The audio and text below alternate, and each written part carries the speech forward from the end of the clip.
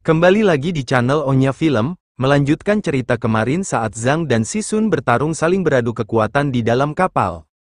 Yin yang tidak tega dengan Zhang berjanji untuk mengikuti Sisun pergi.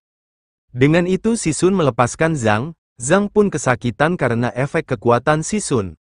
Yin yang khawatir pada Zhang berkata pada Sisun, bahwa ia akan bertarung sampai mati dengan Sisun jika Zhang kenapa-napa. Tiba-tiba terjadi badai besar yang menyebabkan ombak di laut menjadi tinggi, sehingga menyebabkan kapal mereka terombang-ambing di tengah lautan sampai para kru kapal itu terlempar ke laut. Sisun pun keluar dari dalam kapal dengan membawa pedang naga. Dia menantang langit. Karena dia baru saja mendapatkan pedang naga dan belum sempat membalaskan dendam keluarganya, dia pun mengutuk langit karena dia diombang-ambingkan di tengah samudra lepas. Dia menggunakan pedang naga untuk bertarung melawan langit, akan tetapi ia malah menebas layar kapal.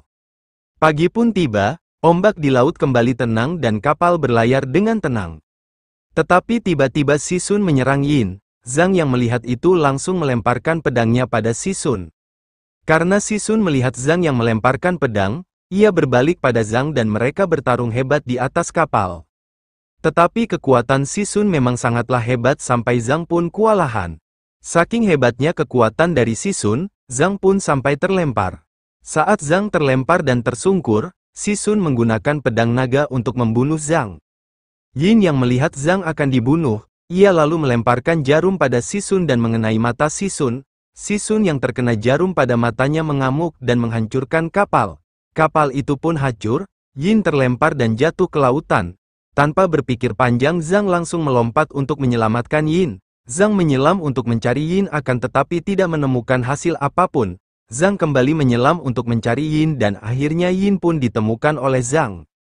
Sementara itu di tempat lain, di tempat prostitusi, datang perguruan Emei untuk mencari muridnya yang diculik oleh Yin Yewang yang bernama Ding.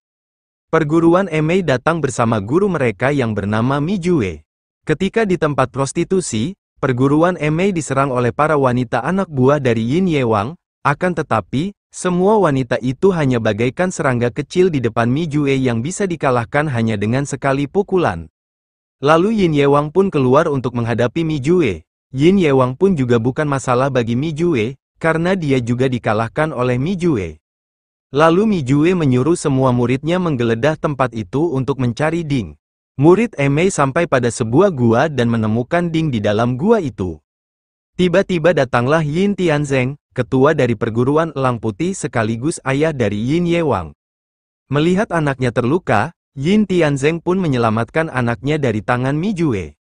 Mi Jue yang tidak terima, menyerang Yin Tianzeng. Pertarungan antara dua ketua perguruan tidak terelakkan. Pertarungan itu sangat berimbang. Mereka sama-sama mempunyai kekuatan yang sama hebatnya.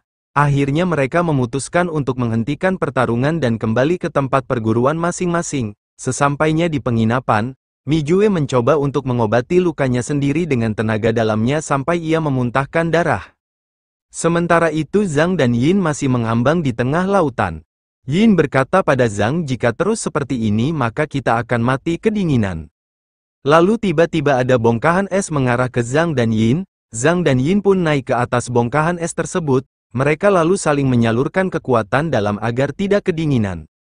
Mereka hanya bisa pasrah dan mengikuti kemana bongkahan es itu membawanya. Lalu tidak lama kemudian terlihat pulau kecil di dekatnya. Zhang dan Yin lalu menuju pulau tersebut. Sesaat sesampainya di pulau itu Yin bertanya pada Zhang, apakah kamu masih mau bersamaku jika ada di daratan tengah? Zhang berkata itu tidak mungkin. Yin lalu menjelaskan kenapa dia tidak ikut menyerang Sisun ketika berada di kapal.